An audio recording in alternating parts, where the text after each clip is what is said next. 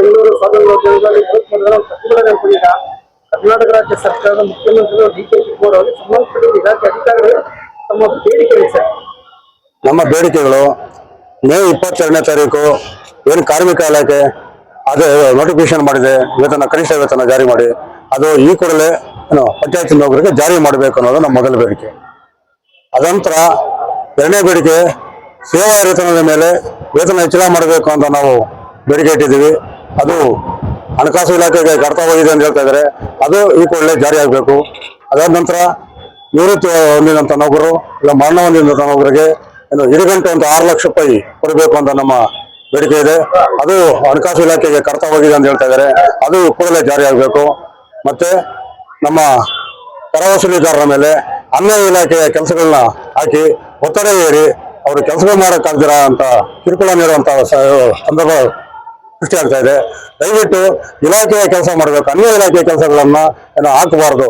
ಒಂದು ಕಡೆ SIR ಅಂತಾರೆ, ಒಂದು ಕಡೆ ಸರ್ವೆ ಕೆಲಸ ಮಾಡ್ಬೇಕಂತಾರೆ, ಒಂಥರ ದಂಡ ವಸೂಲಿ ಮಾಡಿಲ್ಲ ಅಂತಂದ್ರೆ ಅವ್ರ ಮೇಲೆ FIR ದಾಖಲಿಸಬಹುದು ಅಂತಾರೆ. ಇವೆಲ್ಲ ಒತ್ತಡಗಳಲ್ಲಿ ಅವ್ರೆಷ್ಟೇ ಯಾವ ರೀತಿ ಕೆಲಸ ಮಾಡಕ್ ಸಾಧ್ಯ ಆಗುತ್ತೆ. ಹಾಗಾಗಿ ದಯವಿಟ್ಟು ಆ ಒಂದು ಒತ್ತಡ ಹಾಕೋದನ್ನ ನಿಲ್ಲಿಸಬೇಕು. ನೌಕರರಿಗೆ ಕಿರುಕುಳ ಕೊಡೋದನ್ನ ನಿಲ್ಲಿಸಿ ಅವರು ಕ್ಲಿಯರ್ ಕೆಲಸ ಮಾಡಕ್ ನೋಡ್ಬೇಕು. ಅವ್ರು ಒತ್ತಡದಲ್ಲಿ ಕೆಲಸ ಮಾಡಿದ್ರೆ ಅವರು ಆರೋಗ್ಯನೂ ಕೆಡುತ್ತೆ. ಹಾಗಾಗಿ ಅವರು ಕೆಲಸ ಮಾಡ್ಕೊಳ್ಳೋದನ್ನ ನೀಟಾಗಿ ಕೆಲಸ ಮಾಡ್ಕೊಂಡು ಹೋಗೋದಕ್ಕೆ ಅನುಕೂಲ ಮಾಡ್ಕೊಡ್ಬೇಕಂತ ನಮ್ಮ ಒಂದು ಬೇಡಿಕೆ ಇದೆ. ಅದಾದ ನಂತರ ಏನು ಈ ಸ್ವಚ್ಛವಾಹಿನಿ ಒಂದು ಪಂಚಾಯತಿಗೆ ಒಬ್ರು ಚಾಲಕರಿಗೆ ನೀವೇ ತರಬೇತಿ ಕೊಟ್ಟಿದ್ದೀರಿ, ನೀವೇ ಸೇರಿಸಿದಿರಿ, ಅವರಿಗೆ ವೇತನ ಇಲ್ಲದೆ ಮಾಡ್ತಾ ಇದ್ದೀರಿ. ಅವ್ರು ವೇತನ ಕೇಳಕ್ ಹೋದ್ರೆ ನೀವು ಮನೆಗೆ ಹೋಗಿ 30 ರೂಪಾಯಿ ತರ ವಸೂಲಿ ಮಾಡ್ಕೊಳ್ಳಿ ಅಂತ ಹೇಳ್ತಾರೆ. ಅವ್ರು ವಸೂಲಿ ಮಾಡಕ್ ಹೋದ್ರೆ ಯಾರು ಪಬ್ಲಿಕ್ ಕೊಡಲ್ಲ. ಹಾಗಾಗಿ ಅವ್ರಿಗೆ ಈ ಕೂಡಲೇ ತರಬೇತಿ ಕೊಟ್ಟಿರುವಂತಹ ಸ್ವಚ್ಛವಾಹಿನಿ ನೌಕರರಿಗೆ ಕೂಡಲೇ ಪಂಚಾಯತಿ ನೌಕರರೆಂದು ಪರಿಗಣಿಸಿ ಅವರಿಗೆ 15,000 ರೂಪಾಯಿ ವೇತನ 15ನೇ ಹಣಕಾಸು ಇಲಾಖೆ ಮುಖಾಂತರ ನೀವು ಕೊಡಬೇಕು ಅಂತೇಳಿ ನಮ್ಮ ಬೇಡಿಕೆಗಳನ್ನ ಹೇಳ್ತಾ ಇದ್ದೀವಿ. ಸರ್, ಈಗ ಸುಪ್ರೀಂ ಕೋರ್ಟ್ ಆರ್ಡರ್ ಇದೆ ಸರ್, ದಿನದ 8 ಅವರ್ ಕೆಲಸ ಮಾಡಿದ್ರೆ 27,000 ರೂಪಾಯಿ ಸಂಬಳ ಕೊಡಬೇಕು ಅಂತಿದ್ದಾರೆ. ಸುಪ್ರೀಂ ಕೋರ್ಟ್ ಆರ್ಡರ್ ಅನ್ಸುತ್ತೆ. ಹೌದು, ಇದು ಸುಪ್ರೀಂ ಕೋರ್ಟ್ ರಕ್ತ ಕೋಶನ್ ಕೇಸಲ್ಲಿ ಸುಪ್ರೀಂ ಕೋರ್ಟ್ ಡೈರೆಕ್ಷನ್ ಕೊಟ್ಟಿದೆ. ಒಬ್ಬ ಕೆಲಸಗಾರ ಬದುಕಬೇಕಾದ್ರೆ ಅವ್ರಿಗೆ ಕುಟುಂಬ ಪೋಷಣೆ ಮಾಡಬೇಕಾದ್ರೆ ಇಂತಿಷ್ಟು ಅಂದ್ರೆ ಬಟ್ಟೆಗೆ ಆಹಾರಕ್ಕೆ ಮಕ್ಕಳಿಗೆ ವಿದ್ಯಾಭ್ಯಾಸ ಕೊಡ್ಲಿಕ್ಕೆ ಮನೋರಂಜನೆಗೆ ಎಲ್ಲದಕ್ಕೂ ಸೇರಿ ಇಂತಿಷ್ಟು ವೇತನ ಕೊಡಬೇಕು ಅಂತ ಸುಪ್ರೀಂ ಕೋರ್ಟ್ ತೀರ್ಮಾನ ಮಾಡಿದೆ. ಅದೇ ತೀರ್ಮಾನದಂತೆಯೇ ಜಾರಿ ಮಾಡಿ ಅಂತ ಹೇಳಿದ್ರೆ ಹೋದ್ಸರಿ ನಮ್ಮ ಕಾರ್ಮಿಕ ಸಚಿವರಾಗಿರುವಂತಹ ಸಂತೋಷ್ ಅವರು ಏನು ಸುಪ್ರೀಂ ಕೋರ್ಟ್ ನಿರ್ದೇಶನ ಇದೆ ಅದರಂತೆಯೇ ನಾವು ಜಾರಿ ಮಾಡ್ತೀವಿ ಅಂತ ಹೇಳಿದ್ರು. ನಮ್ಮ 2017ರಿಂದ ಈಚೆ ವೇತನ ಪರಿಷ್ಕರಣೆ ಆಗಿರಲಿಲ್ಲ.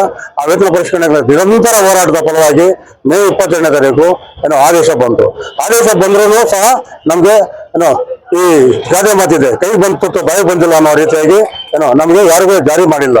ಅದರಿಂದ ಇವತ್ತು ನಾವು ರಾಜ್ಯಾದ್ಯಂತ ಎಲ್ಲಾ ಜಿಲ್ಲಾ ಪಂಚಾಯತಿ ಕಚೇರಿಗಳ ಮುಂದೆ ಇವತ್ತು ಹೋರಾಟ ನಡೀತಾ ಇದೆ ಗ್ರಾಮ ಪಂಚಾಯತಿ ನೌಕರರ ಕಡೆಯಿಂದ. ಬೇಕೇ ಬೇಕು, ಬೇಕೇ ಬೇಕು, ರಾಜ್ಯ ಗ್ರಾಮ ಪಂಚಾಯತಿ ನೌಕರರ ಸಂಘಕ್ಕೆ, ರಾಜ್ಯ ಗ್ರಾಮ ಪಂಚಾಯತಿ ನೌಕರರ ಸಂಘಕ್ಕೆ ಬೇಕೇ ಬೇಕು, ಬೇಕೇ ಬೇಕು.